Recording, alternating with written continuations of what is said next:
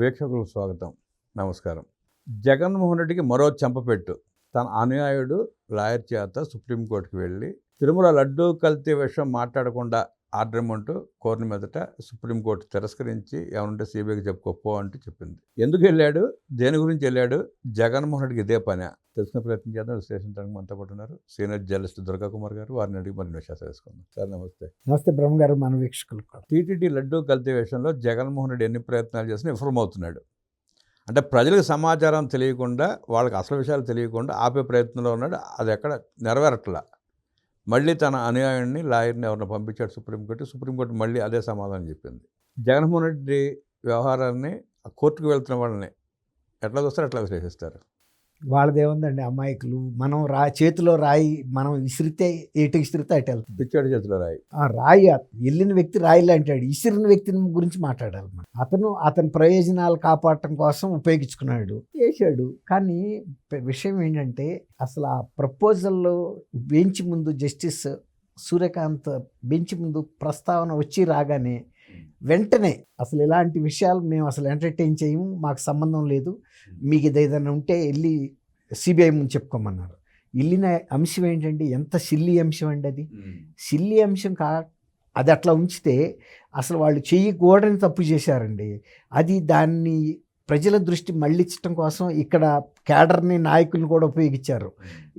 ఇక్కడ బ్యానర్లు పెట్టకూడదు, ఫ్లెక్సీలు పెట్టకూడదు, తర్వాత దాని గురించి మాట్లాడకూడదు, తర్వాత ఇతర నాయకులతో వీళ్ళని బూతులు తిట్టేసడం ద్వారా ప్రజల దృష్టిని ఇటేపు మళ్ళించడానికి. అంటే ప్రజల మనసులు బాగా గాయపడ్డాయండి. కొన్ని కోట్ల మంది ప్రజల మనసులు గాయపడినాయి. అసలు అటువంటి పనిచేసే ప్రభుత్వం కానీ, ఒక వ్యవస్థ కానీ, ఒక నాయకుడు కానీ ఉంటారు అంటే మనం నమ్మలేం. ఎందుకంటే అన్ని కోట్ల మంది ప్రజల మనోభావాలని అంటే ఉద్దేశపూర్వకంగా దెబ్బతీసే పార్టీలు ఉంటాయి రాజకీయాల్లో అంటే నమ్మలేము. ఎందుకంటే ప్రజల మనోభావాలు దెబ్బతీసిన తర్వాత ఆ పార్టీల మనుగడ ఉంటుందండి. ఇప్పుడు అదే పరిస్థితికి వచ్చింది. ఎక్కువ కోట్లాది మంది ప్రజల మనోభావాలు దెబ్బతీసిన తర్వాత ఇవాళ మన మనుగడకే ప్రశ్నార్థకమైంది.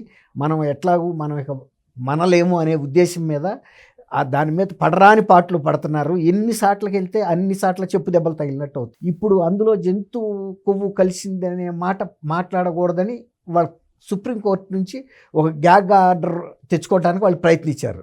అసలు ఆ అంశం చూడగానే సబ్జెక్టు సుప్రీంకోర్టు జడ్జెస్కి వెంటనే అవగాహన వచ్చింది. దీని వెనకాల ఎవరో ఉండి చేయిస్తున్నారు. అతనికి ఏం అవసరం, ఒక వ్యక్తికి ఏం అవసరం అండి? ఎవరైతే ఆ తప్పు చేశారో ఆ తప్పు చేసిన వాళ్ళు ఇతని రూపంలో వచ్చారనేది అర్థం చేసుకోరా? అర్థమైపోయింది.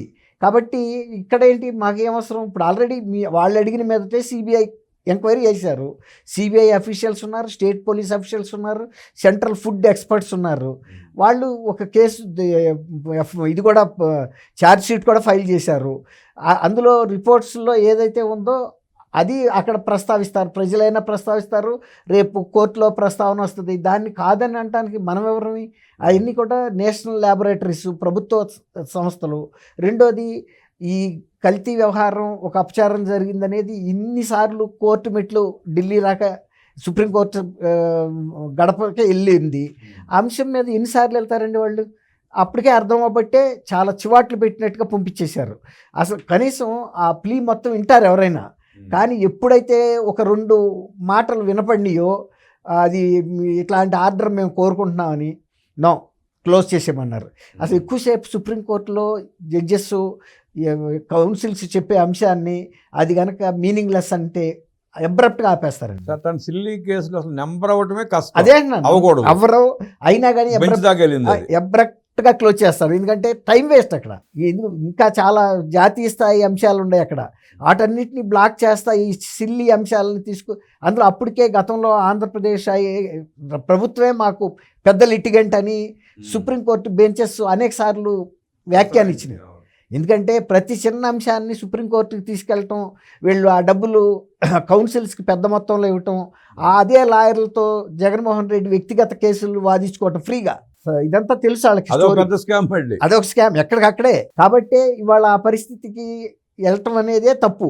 ఇక్కడ రాష్ట్రంలోనూ దీన్ని రాంబాబు గారు గొడవ ఏంటంటే, రాంబాబు గారు చంద్రబాబు నాయుడు గారు తల్లిని తిట్టడానికి మూల కారణం ఎక్కడి నుంచి వచ్చింది? బ్యానర్. అదే మహాపచారం జరిగింది, మహాపాపం జరిగిందని వాళ్ళు పెట్టబట్టే.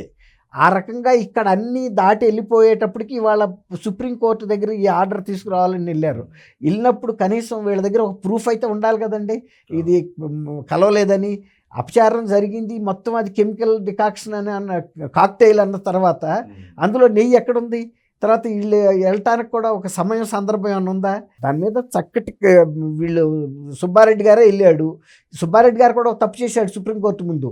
తను మాజీ పూర్వ చైర్మన్ అని చెప్పాలి కదా టీటీడీకి, యాజ్ ఏ లేమ్యాన్గా వెళ్ళినట్టుగా చెప్పాడు. అప్పుడు గవర్నమెంట్ కౌన్సిల్, టీటీడీ కౌన్సిల్ చెప్పింది వచ్చిన ఆయన ఎవరో కాదు, ఆ ముసుగులో ఉన్న వ్యక్తి పూర్వ టీటీడీ చైర్మన్ అని, ఆయన హయాంలోనే కలిసి జరిగింది అని అడిగితే అసలు మీరు అట్లా మీ ఐడెంటిటీని దాచి ఎందుకు వచ్చారని కూడా అడిగింది. అసలు యాక్చువల్గా అట్లాంటిది సీరియస్ యాక్షన్ తీసుకునే అవకాశం కూడా ఉంది. అయినా కూడా ఉదారంగా వ్యవహరించింది సర్వోన్నత న్యాయస్థానం. సరే, వీళ్ళు వైఎస్ వివేక గారిని లేపేసి గాగాటర్ తీసుకొచ్చి ప్రచారం జరగకుండా ఆపినట్టు దీన్ని కూడా ఆపుదామని ప్రయత్నం చేస్తున్నారు ఎప్పటికప్పుడు అండి. ఇప్పుడు వాళ్ళకి జరిగింది తప్పు, తీవ్రమైన తప్పు అనేది అర్థమైందండి. ఈ తప్పు జరగటం కాకుండా ఆ తర్వాత వీళ్ళ పార్టీ నాయకులు చేసినటువంటి ఈ వ్యాఖ్యానాలు, తర్వాత వాటిని ఏమంటాము, ఒక బాధ్యత తక్కువ మాటలు మాట్లాడటం, ఇవన్నీ కూడా మనసుల్ని ఇంకా గాయపరిచినాయి. గాయం మీద గాయం తగిలింది. అట్లాంటి పరిస్థితుల్లో ఇక మనం ఎట్లా ప్రజల దృష్టిని మళ్ళించాలి అని సర్వోన్నత న్యాయస్థానం ఆర్డర్స్ కనుక తీసుకొస్తే ఈ ఎక్కడ కూడా ఈ ప్రసార సాధనాల్లో లేకపోతే ఈ మాస్ మీడియాలో ఎక్కడ కూడా ఇది అప్పీర్ అవ్వకూడదని, ఎవరు మాట్లాడకూడదనేది వాళ్ళ ఉద్దేశం. తప్పు చేసేటప్పుడు ఉండాలి. చేసిన తప్పుని దాన్ని ఒక కళేబరం మీద అత్తరపోస్తే దాని దుర్వాసన ఆగుతుందండి. వీళ్ళు చేస్తుంది ఆ పని. చేసిందే తప్పు. నీ కార్పెట్ కింద మానవ కళేబరాలు పెట్టుకుని నువ్వు శాలువా కప్పితే ఆగుతుందా వాసన? ఎంత ఆగదు కదా. అది ఇప్పుడు వాళ్ళు ఎట్లా దీని నుంచి బయటపడాలా అనే ఆదుర్ద జగన్మోహన్ రెడ్డి పార్టీలో ఎంత ఉందన్నది ఈ పిటిషన్ రూపంలో వెళ్ళటం కూడా మనకి ప్రతిబింబిస్తుంది వాళ్ళకి. అయితే ఈ ఏది కూడా దానికి ప్రత్యామ్నాయం కాదు, పరిష్కారం అంతకన్నా కాదు. చేసిన దానికి మూల్యం చెల్లించాల్సిందే. అది జీవితకాలంలో కూడా ఎవరు కూడా హిందువులు కానీ ఇతర మతస్థులు కూడా ఒప్పుకోవట్లేదు. ఎందుకంటే ఆ మతాన్ని అపచారం చేసిన వ్యక్తి మా మతాలను ఎందుకు చేయడు? అవును, అంతే. అది ఆ డౌట్ వచ్చేసింది. అందువల్ల ఇలాంటి వ్యక్తిని అందరం ఖండించాల్సిందే అనే పరిస్థితికి వచ్చారు సమాజంలో. ఈ మతం ఆ మతం అని కాదు. తర్వాత నిన్న ఒక ఫాస్టర్ని రెచ్చగొట్టి ఉప ముఖ్యమంత్రిని తల తీస్తామని మాట్లాడిచ్చాడంటే ఇక చూడండి. అంటే ప్రజల్లో ఒక జాతరలో, అమ్మవారి జాతరలో పొట్టేళ్ల తల్లల్లాగా రపా రపా నరుకుతాం అన్నాడు చూసారా? దాని స్ఫూర్తితోనే ఆ వ్యక్తి మాట్లాడాడు. పాస్టర్ జీవితం ఎంతండి? అతను దశంభాగం ఇస్తే అక్కడ ఇళ్లలో వాళ్ళు బతికే వ్యక్తి ఒక ఉప ముఖ్యమంత్రి తల తీస్తానని మాట్లాడాడంటే ఎంత కళ్ళకవరం. వాడు కూడా పాస్టర్ ముసుగులో ఉన్న నేరగాడే ఉంటాడు. ముసుగు అంతే, పాస్టర్ అనే ముసుగు. అలాంటి వ్యక్తులతోనే ఇవాళ జగన్మోహన్ రెడ్డి గారు ఇలాంటి కేసులు చేయించడం, ఇలాంటి సమాజంలో అలజడి సృష్టించడం. ఒక మతస్థుడు ఇంకొకళ్ళని ఎట్లా మాట్లాడినప్పుడు సమాజంలో ఉద్రిక్తలు వస్తాయి కదండి. అయినా కూడా పవన్ కళ్యాణ్ గారు కూడా చాలా సంయమనంతోనే ఉండాడు ఇప్పటికి. ఈవెన్ జనసేనకులు ఉద్రేకపడితే అతని పరిస్థితి ఏంటండి? కాబట్టి జగన్మోహన్ రెడ్డి గారిలో ఎంత ఆందోళన ఉంది ఈ అపచారం పట్ల, దాన్ని ఎలా కడుక్కోవాలో తెలియట్లా, చేయటం తెలిసింది. సుబ్రహ్మణ్య స్వామితో కూడా ప్రయోగం చేశాడు. అది సుబ్రహ్మణ్య స్వామికి ఏమన్నా లోక స్టాండ్ ఉందండి? ఏకసభ్య కమిషను సిబిఐ ఇచ్చిన రిపోర్ట్లో ఒక సిఫార్సు అది. మీరు కూడా ప్రభుత్వం తరపున విచారణ జరిపి ఇదిగో ఈ వీళ్ళు కూడా దోషులుగా ఉన్నారు, వాళ్ళ మీద కూడా డిపార్ట్మెంటల్ పరంగా చర్యలు తీసుకోమని సిఫార్సు చేసింది ఆ ఛార్జ్షీట్లో. కాబట్టి దానికి అనుగుణంగానే వాళ్ళు ఒక ఏకసభ్య కమిషన్, అది ఐఏఎస్ రిటైర్డ్ సీనియర్ ఐఏఎస్ ఆఫీసర్ని వేశారు. ఆయనకి సుబ్రహ్మణ్య గారికి అసలు లోక స్టాండ్ ఏంటండి? ఆయన్ని దింపారు రంగంలోకి. అట్లాగే వాళ్ళు ఇంకొక వ్యక్తి శ్రీనివాస్ అనే వ్యక్తితో వేయించారు, మానూరు శ్రీనివాస్. అతనికి ఏమైనా సంబంధం ఉందా దీంతో? ఇది జగన్మోహన్ రెడ్డి గారు వెనకుండి ఇస్తున్నా అండి రాళ్ళు. కాబట్టి ఎక్కడికి వెళ్ళినా సర్వోన్నత న్యాయస్థానం కూడా ఇటువంటి వాళ్ళ పట్ల ఎటువంటి అప్రమత్తంగా ఉందనేది మనకి ఈ 2 కేసులు ఉదాహరణగా చెప్పొచ్చు. లేటెస్ట్గా అంతా 10 రోజుల్లోనే. కాబట్టి జగన్మోహన్ రెడ్డి గారు పప్పులు న్యాయస్థానాల్లో నోడుకో, ప్రజా న్యాయస్థానాల్లో కూడా ఉడకవండి. ఇంకా దేవదేవుడిని మోసం చేయడమే కాకుండా గాయాల మీద గాయాలు చేసుకుంటూ ఇంకా భక్తుల మనోభావాలు తాడుకునే ప్రయత్నం చేస్తున్న జగన్మోహన్ రెడ్డికి సరైన గుణపాఠం కోర్టులు చెప్తాయి, ప్రజలు చెప్తారంటూ విశ్లేషించిన దుర్గా కుమార్ గారికి ధన్యవాదాలు తెలియజేస్తూ